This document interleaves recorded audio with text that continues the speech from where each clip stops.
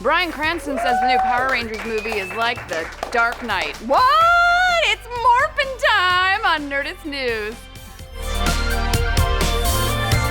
Uh-oh, we're in trouble is both the name of the best song on the Power Rangers movie soundtrack and a phrase that Bryan Cranston's publicist has been screaming for 24 full hours. See guys, a couple of days ago, everyone's favorite broken Bad Malcolm dad told the Huffington Post that the upcoming Power Rangers reboot, in which he'll be playing floating head-in-a-jar Zordon, will be a more serious reimagining of the franchise like Christopher Nolan's Dark Knight trilogy. Is this what Power Rangers fans want?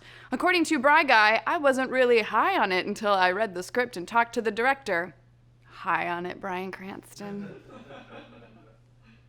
After that, I went, this is as different a reimagining as the Batman television series as it became the Batman movie series. You can't compare those two, and nor can you compare this movie version of the Power Rangers to that television series. It's unrecognizable for the most part. Whoa there, buddy! Unrecognizable. Look, folks, everyone loves the DK Trill, but is that the tone we deserve or the one we need right now? This is Power Rangers, a saga about a floating head in a jar that assembles 5 teenagers with attitude to battle a shrieking banshee witch and a flayed man who's apparently super into CrossFit.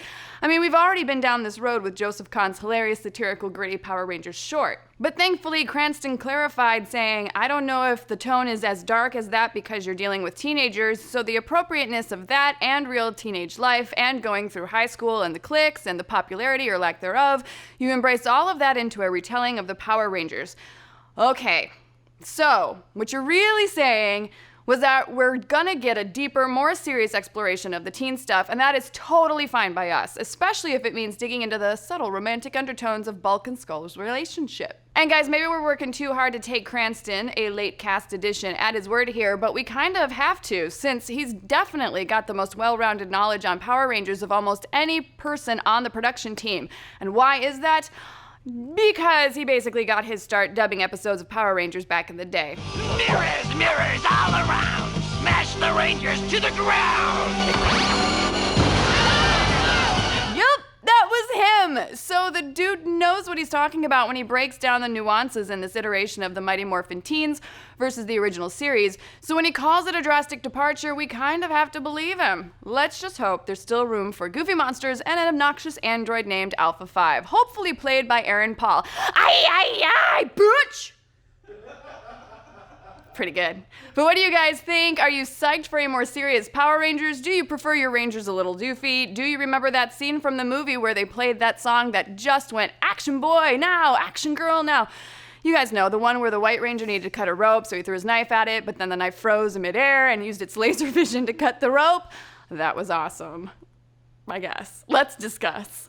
So Kyle, I feel like I actually already know the answer to this, but are you as obsessed as everyone else in the office with Pokemon Go? I almost crashed my car catching an Abra. Yeah, you probably shouldn't admit that on camera. So tomorrow we're gonna break down the internet's latest obsession with the new Pocket Monster game on Nerdist News. It's gonna be amazing. What have you got for us today on Because Science? So everyone knows that Captain America is a super person, and so he has an enhanced metabolism. But what does that mean for his drinking abilities? How much can Captain America chug? Before he gets drunk? Yeah.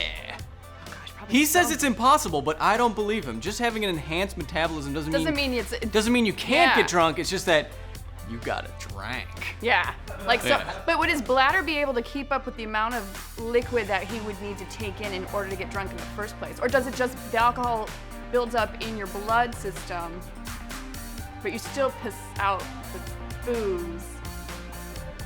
Oh God, this is intriguing. Yeah. It depends on what you're drinking. If you're drinking 80 proof alcohol, Schlager. you wouldn't need to drink as much as you would beer. And we go through all of that. Come on, it's Captain America. You know he's drinking Budweiser. Yeah, and I don't know if he could actually chug enough fast enough before his stomach exploded. Yeah, I agree with you. Yeah. All right, you can check that out and more over at Nerdist.com. How many Pokemon have you got? 49. Yeah, I downloaded last night. Oh, jeez.